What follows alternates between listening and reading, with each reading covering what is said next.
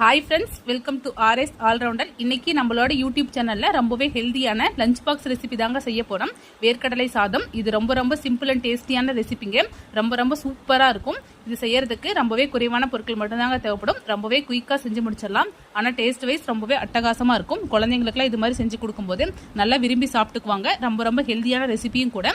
So இப்போ வாங்க இந்த ரெசிபி எப்படி செய்யலாம்னு சொல்லிட்டு வீடியோக்குள்ளே போய் பார்க்கலாம். இந்த ரெசிபி பண்ணுறதுக்கு ஒரு பேனில் 1 டீஸ்பூன் ஆயில் ஆட் பண்ணிக்கோங்க. எண்ணெய் நல்லா சூடாகட்டும். எண்ணெய் நல்லா சூடாயிடுச்சு. இப்போ இது கூடவே 2 டீஸ்பூன் வெள்ளை எள்ளு, 2 டீஸ்பூன் உளுத்தம்பருப்பு, 3 டீஸ்பூன் வேர்க்கடலை, 1 டீஸ்பூன் கடலைப்பருப்பு ஆட் பண்ணியிருக்கிறேன். இது எல்லாத்தையும் நல்லா வறுத்து எடுத்துக்கலாம். அடுப்பை லோ டு மீடியம் ஃப்ளேமில் வச்சுக்கோங்க.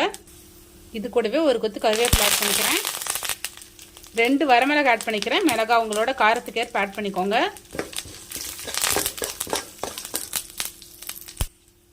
இது கூடவே 1/2 டீஸ்பூன் ஜீரகம் ஆட் பண்ணிக்கிறேன்.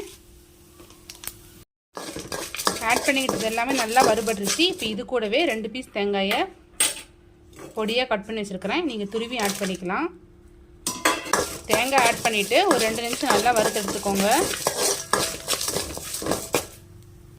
எல்லாமே நல்லா வறுபட்டுருச்சு. இப்போ அடுப்பு ஆஃப் பண்ணிவிட்டு இதை நல்லா ஆற வச்சு அரைச்சி எடுத்துக்கலாம். பாருங்க, நல்லா பவுடர் அரைச்சி எடுத்துக்கிட்டாச்சு. அரைக்கும் போதே லைட்டாக அது கூட உப்பு ஆட் பண்ணி அரைச்சி எடுத்துக்கோங்க. தண்ணி எதுவும் ஆட் பண்ணாமல் இது மாதிரி அரைச்சி எடுத்துக்கோங்க. ஒரு பேனில் 2 டீஸ்பூன் ஆயில் ஆட் பண்ணிக்கோங்க. எண்ணெய் நல்லா சூடாயிருச்சு. இப்போ இது கூடவே 1 டீஸ்பூன் கடுகு ஆட் பண்ணிக்கலாம். கடுகு நல்லா பொரியுது. இது கூடவே 1 டீஸ்பூன் வேர்க்கடலை ஆட் பண்ணிக்கிறேன். இப்போ இது கூடவே வடித்த சாதம் ஆட் பண்ணிக்கலாம். சாப்பாடு நல்லா உதிரியாக இருக்கணும். இது மாதிரி வெரைட்டி ரைஸ்லாம் செய்யும்போது தேவையான அளவு ஆட் பண்ணிக்கலாம். தேவையான அளவு சாதம் ஆட் பண்ணிவிட்டேன். இப்போ ஒரு கொத்து கருவேப்பிலை ஆட் பண்ணிக்கிறேன். இப்போ நம்ம அரைச்சி எடுத்துக்கிட்ட பொடியை தேவையான அளவு ஆட் பண்ணிக்கலாம். சாதத்தோடு சேர்த்து நல்லா கிளறிக்கலாம். நல்லா எல்லா சைடும் படுற மாதிரி கிளறி விட்டுடலாம். பாருங்கள், சாதத்தோடு எல்லா சைடும் படுற மாதிரி நல்லா கிளறி விட்டாச்சு. சாதமும் பாருங்கள் ஒன்றோடு ஒன்று ஒட்டாமல் எவ்வளோ உதிரியாக இருக்குன்னு சொல்லிட்டு உப்பு மட்டும் செக் பண்ணிவிட்டு உங்களுக்கு தகுந்த மாதிரி ஆட் பண்ணிக்கோங்க. இது ரொம்ப சிம்பிளான லஞ்ச் பாக்ஸ் ரெசிபி. ரொம்பவே ஹெல்த்தியான ஒரு ரெசிபி. குழந்தைங்களுக்குலாம் இது மாதிரி செஞ்சு கொடுங்க. நல்லா விரும்பி சாப்பிடுவாங்க.